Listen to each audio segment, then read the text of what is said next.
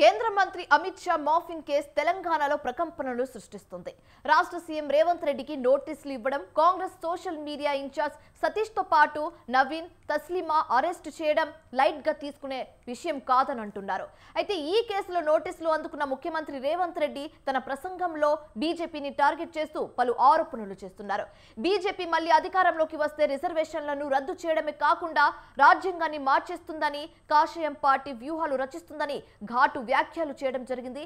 అయితే ఈ ఎన్నికలు గుజరాత్ ఆధిపత్యానికి, తెలంగాణ పౌరుషానికి జరుగుతున్న ఎన్నికలంటూ నొక్కి మరీ చెప్తున్నారు. అయితే రేవంత్ రెడ్డి కామెంట్స్ ను సీరియస్ గా తీసుకున్న కమలనాథులు తెలంగాణ సీఎం ను టార్గెట్ చేశారనే అనుమానాలను వ్యక్తం చేస్తున్నాయి కాంగ్రెస్ వర్గాలు. బీజేపీయేతర రాష్ట్రాలపై కక్ష సాధింపు చర్యలో భాగంగానే అమిత్ షా మార్ఫింగ్ కేసు సాకుతో కేంద్రం అణచివేత ధోరణి అవలంబిస్తుందని అంటున్నాయి.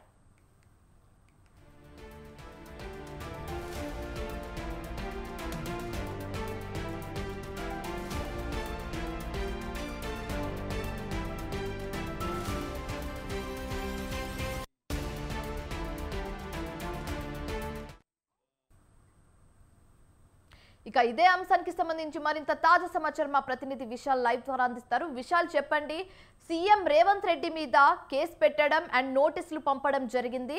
అయితే బీజేపీయేతర రాష్ట్రాలపై కక్ష సాధింపు చర్యల్లో భాగంగా ఈ నోటీసులు పంపడం జరిగిందా? మీ వద్ద ఉన్న పూర్తి సమాచారం ఏ విధంగా ఉన్నాయి? రైట్, తెలంగాణలో ఎండలే కాదు రాజకీయాలు కూడా వేడెక్కుతున్నాయి.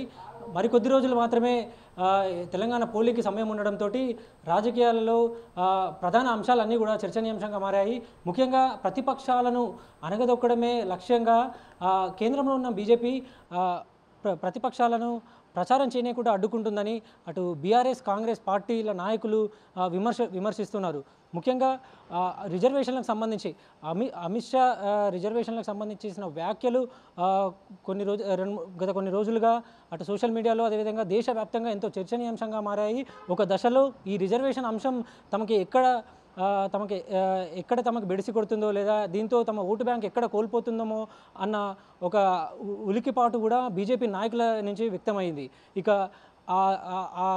ఆ డ్యామేజ్ని కప్పిపుచ్చుకోవడానికి బీజేపీయే ఎవరైతే ఈ రిజర్వేషన్ గురించి మాట్లాడే ప్రతిపక్ష నాయకులు వారి మీద కేసులు పెడుతూ అదేవిధంగా నోటీసులు ఇస్తూ వారిని భయభ్రాంతులకు గురి చేస్తూ ప్రచారాలు చేయకుండా అడ్డుకునే ప్రయత్నాలు చేస్తుందని కూడా ప్రతిపక్షాలు విమర్శిస్తున్నాయి. అందులో భాగంగానే అమిత్ షా ఏవైతే గతంలో చేసిన రిజర్వేషన్కి సంబంధించిన వ్యాఖ్యలను సీఎం రేవంత్ రెడ్డి, ప్రస్తుత తెలంగాణ సీఎం రేవంత్ రెడ్డి తన ఖాతా నుంచే ఆ ఫేక్ వీడియో అనేది సర్క్యులేట్ అయ్యింది కాబట్టి అతని మీద యాక్షన్ తీసుకోవాల్సిందిగా ఢిల్లీ పోలీసులకు, అంటే బీజేపీయే చెప్పిందన్నట్టు కూడా కాంగ్రెస్ పార్టీ నాయకులు చెప్తున్నారు. ఇప్పటికే ఢిల్లీ పోలీసులు గాంధీ భవన్కు చేరుకున్నారు. గాంధీ భవన్ చేరుకొని అక్కడ నోటీసులు అందించడం జరిగింది. రేవంత్ రెడ్డిని విచారణకు కూడా రావాలని కూడా కోరారు. కానీ ఇప్పటి ఎన్నికల ప్రచారంలో ఉన్న కారణంగా తాను ఢిల్లీకి రాలేనని, తాను విచారణకు హాజరు కాలేనని, మరో 4 వారాల పాటు కూడా తనకు సమయం ఇవ్వాల్సిందిగా సీఎం రేవంత్ రెడ్డి ఢిల్లీ పోలీసులను కోరారు. అయితే మిగిలిన ఎవరైతే సోషల్ మీడియాకు సంబంధించిన కాంగ్రెస్ పార్టీ నుంచి సోషల్ మీడియా వర్కర్స్గా పనిచేస్తున్న వారిని మాత్రం విచారణకి ఈ నెల 5న రావాల్సిందిగా ఢిల్లీ పోలీసులు కోరారు. అయితే ఈ విషయంలో తాము లీగల్గానే ముందుకు వెళ్తామంటూ కూడా అటు కాంగ్రెస్ పార్టీ చెప్పుకుంటూ వస్తుంది. ముఖ్యంగా రిజర్వేషన్లకు సంబంధించి అంటే ఇప్పుడు 2023లో అమిత్ షా ఈ రిజర్వేషన్ల గురించి ముఖ్యంగా మాట్లాడడం జరిగింది. రాజ్యాంగ విరుద్ధంగా ముస్లింలకు అందుతున్న రిజర్వేషన్లను తాము 3వ సారి అధికారంలోకి వచ్చినాక తొలగిస్తామని అప్పట్లో కేంద్ర హోంమంత్రి అమిత్ షా తెలంగాణ చేవెళ్ల వేదికగా అనడం జరిగింది. అయితే ఈ వీడియోని కొంత మార్ఫింగ్ చేస్తూ కాంగ్రెస్ సంబంధించిన వాళ్ళే దీన్ని మార్ఫింగ్ చేసేసి ఎడిటింగ్ చేసేసి మొత్తం ఎస్సీ, ఎస్టీ, ఓబీసీ అందరికీ, బీసీ అందరికీ కూడా రిజర్వేషన్ తొలగిస్తామన్నట్టుగా తీసుకెళ్ళిందన్నట్టు కూడా బీజేపీ నాయకులు ఆరోపిస్తున్నారు.